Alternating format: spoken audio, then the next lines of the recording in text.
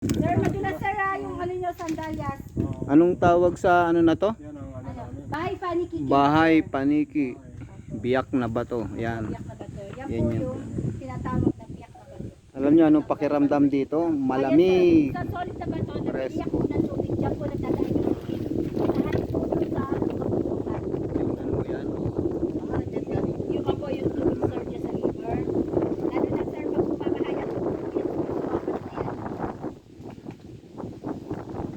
kaya po tinawag na piyak na bato. Bato po siya. Ayan sir, o, diba? Ganda. Very nice. Oh. Huwag ka maggigilid na ko ay. Sir, dahan-dahan po.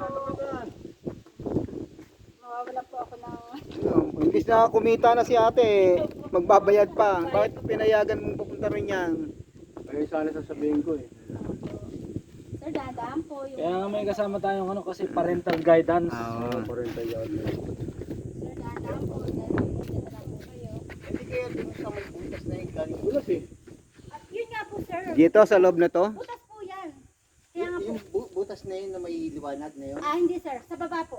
Sa baba pa. Opo, yung po may liwanag. butas yun. Opo, yung nakita niyo sir yung liwanag doon sa baba na may parang Okay. bato na yun. Oo. Yung ano po yung tubig. Parang mahirap pumunta dyan. May signal Sir, dito yung ba? po dito dadaan. May signal dito, madam? Opo, may daan pa po. The second bridge po. And then, Yan, cross okay. po sa river. Sa likod po siya dadaan. Ayan, nakita nyo ha? Yan ang biyak na bato. Bahay paniki. Yan. Yan po yung Ano, naka-video ba yan? Oo. Ay, nga dito.